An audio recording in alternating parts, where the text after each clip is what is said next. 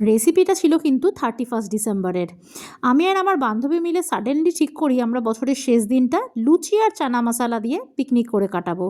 লুচির সাথে চানা মশালা, আহা, কোনো কথা হবে না। তো চলো দেখতে থাকো। এখানে রয়েছে কিন্তু কুচানো পেঁয়াজ আর টমেটো কুচি। কড়াইতে কিন্তু সর্ষের তেল দেওয়া, তেল গরম হয়ে গেলে দেওয়া হচ্ছে গোটা জিরে আর গোটা গরম মশালা। এরপরে কিন্তু কেটে রাখা পেঁয়াজ আর টমেটো দিয়ে কিন্তু ভালো করে নাড়িয়ে চাড়িয়ে নিতে হবে। বলে রাখি, এই পুরো রান্নাটাই কিন্তু করেছে আমার বান্ধবী। এরপরে দেওয়া হলো হলুদ আর নুন দিয়ে কিন্তু আবারও খুব ভালো করে নাড়িয়ে নিতে হবে।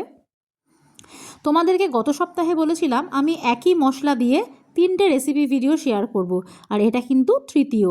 এরপরে কিন্তু দেওয়া হয়েছে জিরে আর ধনে গুঁড়ো দিয়ে কিন্তু আবারও ভালো করে নাড়িয়ে ছাড়িয়ে নিতে হবে। এরপর দেওয়া হচ্ছে আদা বাটা আর কাঁচা লঙ্কা বাটা, যেটা মিক্সিতে পেস্ট করে রাখা ছিল। আর সামান্য একটু জল দেওয়া হলো, দিয়ে কিন্তু আবারও কষিয়ে নিতে হবে। রান্না কতটা ভালো হবে তার সঙ্গে কিন্তু কষানোর একটা ভালোই সম্পর্ক রয়েছে। তো চলো দেখতে থাকো। এরপরে দেওয়া হবে কাশ্মীরি লঙ্কার গুঁড়ো আর সামান্য একটু চিনি। তো প্রথম ভিডিও আমি শেয়ার করেছিলাম একই মশলা দিয়ে, সেটা হলো হাঁসের ডিমের কষা, দ্বিতীয়টা মাটন কষা আর তৃতীয়টা কিন্তু চানা মশালা। তোমরা ভিডিওগুলো দেখলে বুঝবে প্রত্যেকটাতে কিন্তু একই মশলা ব্যবহার করা হয়েছে। তো চলো দেখতে থাকো। এরপরে কিন্তু ভালো করে কষিয়ে নেওয়া হচ্ছে। তারপরে আমি সাইডে একটা বাটিতে একটু দই ফেটিয়ে রেখেছিলাম, সেই দইটা কিন্তু দিয়ে দেওয়া হবে, দিয়ে কিন্তু ভালো করে নাড়িয়ে ছাড়িয়ে নিতে হবে। দই দিয়ে ভালো করে কষানোর পর সেদ্ধ করে রাখা চানাটা কিন্তু দিতে হবে, দিয়ে কিন্তু এবার ফোটানোর পালা। যেহেতু চানাটা সেদ্ধই রয়েছে, পরিমাণ মতো জল দিয়ে তারপরে কিন্তু ঢেকে নামিয়ে নিতে হবে। তো এই ছিল আজকে চানা মশালা রান্না।